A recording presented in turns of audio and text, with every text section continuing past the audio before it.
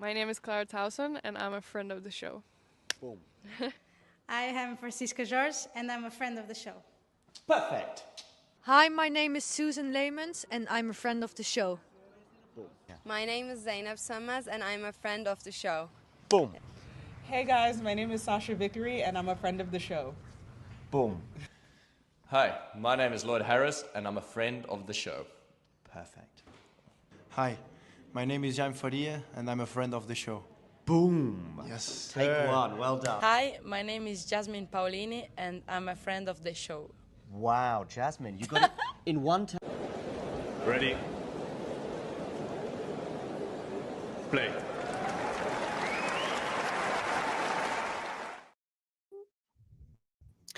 Good afternoon, good evening, good morning, whatever time it is in the world, wherever you're tuning in from. What do you think about my new crazy background, Vanch? I like it. Yeah, it's fitting based on what we're going to talk about. Indeed it is, yes.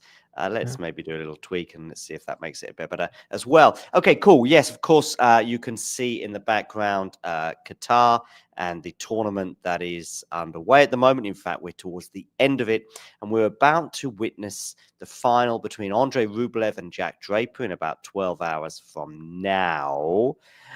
Let's start with Jack Vanch. Are you surprised he's in the final? I think it's going to be a career high ranking for him at the end of this week, right?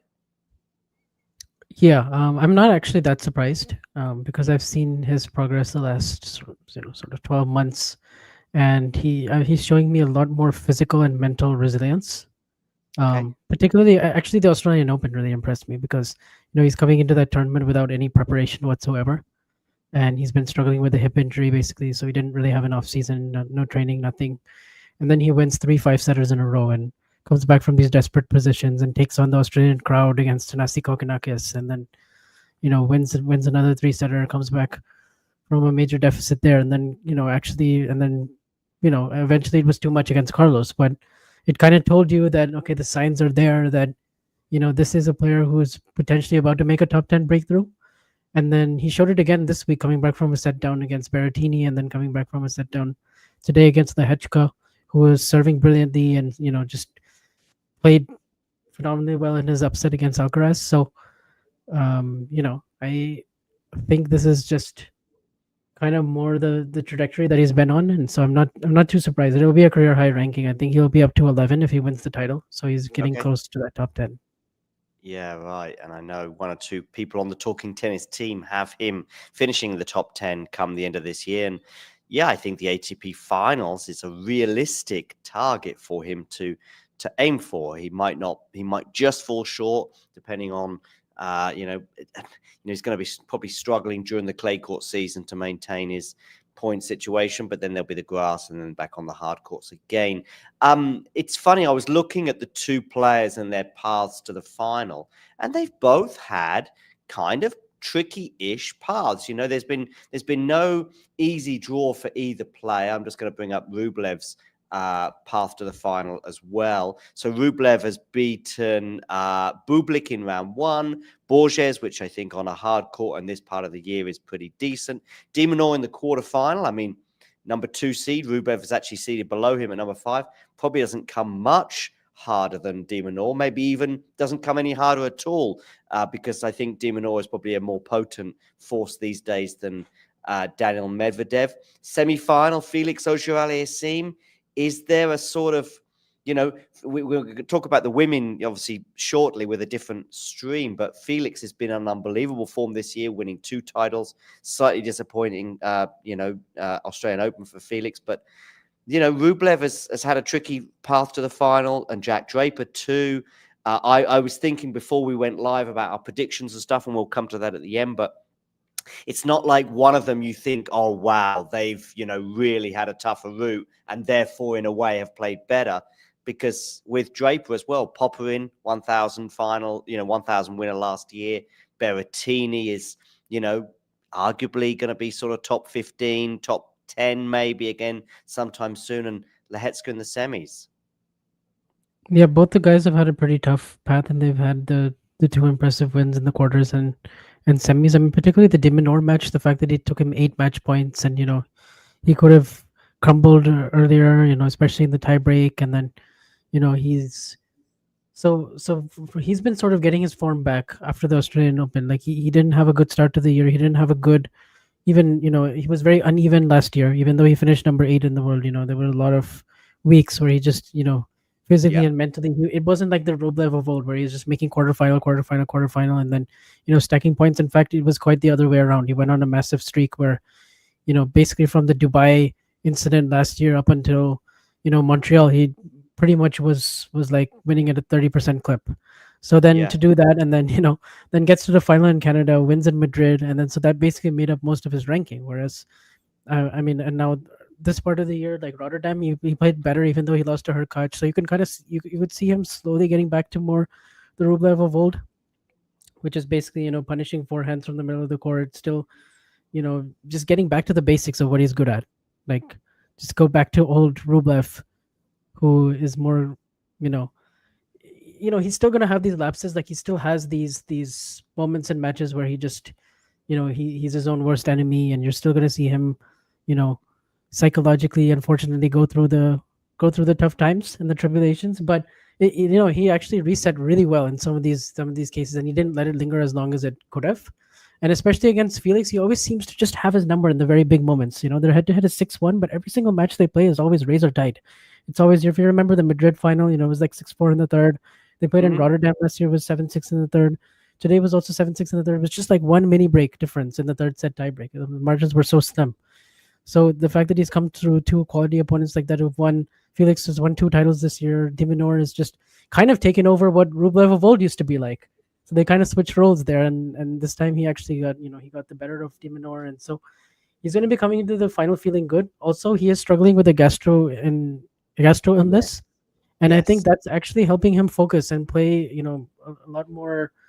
Like just not worry about the result as much, and not feel like he's letting himself down, because he can actually just solely focus on the points at hand and the tactics, as opposed to what the result and outcome might be, and he can't afford to expend as much energy physically. So I think that's actually working in his benefit. I made a few notes actually, and just trying to work out which one of these two players is the more likely to win. And actually, regarding mentality, perhaps I might not always be backing Rublev, but I think there's been some positive signs this week in particular. We saw him chuckling, I think, over those missed match point opportunities that ultimately ended up turning it. I remember thinking as the tiebreak began against Felix today, there was a stat went on the screen, which was, I think, about 33% win rate in deciding set tiebreaks for Felix. And I think for Rublev, I think since 2021, I think it's about 76%. Maybe that was after the result today. But, we were looking at a very different dynamic. Plus that very important factor that you mentioned, that they've had so many. So even though it's 6-1, many of them were so tight. I do think mentally going into that tiebreak, Rublev had the edge. Yeah, I thought so too. I thought he was going to win it before the tiebreak started. Just based on the clutchness. Also, the backhand held up better than Felix's towards the end, and so kind of was favoring him more in those exchanges. It's really tricky. I found the semifinals quite before the match. I mean, as I said, I felt pretty clear about the tiebreak, but before the two matches today, although I knew the head-to-head between Felix and Rublev beforehand, I also factored in the fact that Felix has arguably been playing better this year. So I found those two semi-finals. And by the way, it's going to be very similar on the women's side. I found the two semi-finals very difficult to call today as well on the women's side, but we'll get to that obviously in our next show. And I found the two men's, and I also find the final really, really tricky to call. I'm thinking about the mentality, the form, the way they've got to the final, the trials and tribulations they've both come through. The time on court feels kind of similar. Maybe Rublev a little bit more than Jack, but I don't think that'll be a factor unless this gastroenteritis thing does play its part. Experience. Okay, Rublev is the more experienced player, but it's not like Jack has never won a title before, even at this. He won in Stuttgart last year, didn't he? What's that, 500? No, he won Stuttgart and he beat Berrettini in the final there, and then he also won Vienna. Yeah, So that right. was that was Yeah. his biggest title, yeah, after the US Open. Yeah. So So, he's gotten you know, over the hump. he's actually got a semi-final on his CV, which in a Yeah. slam as well, which of course Rublev. So it's Yeah. so tight. I find this a really tricky one to predict. The head-to-head, though, Vanch, should we pay much attention to that because it's 3-0 to Rublev, but I know I why you're don't going. think we should put too much stock in it because Draper's breakout year was last year. Yeah. And I know he got to the fourth round that year at the US Open, but no one was really giving him a chance then. He was still kind of very unpolished. He was nowhere near, I think, as imposing and as experienced as he is now. So I don't really look at the 3-0 too much going into tomorrow. Like I don't think it's that relevant. Yeah, I feel similar. Again, when I first saw that head-to-head, I was like, oh, okay, because I just didn't know which way to lean. Then I saw the head-to-head, but then, the dates, which is the next thing I wanted to find out. Of course, they have two of them come on a hard court. Also, the clay court one, you would always back Rublev, really, even now with Draper's improvements over the years.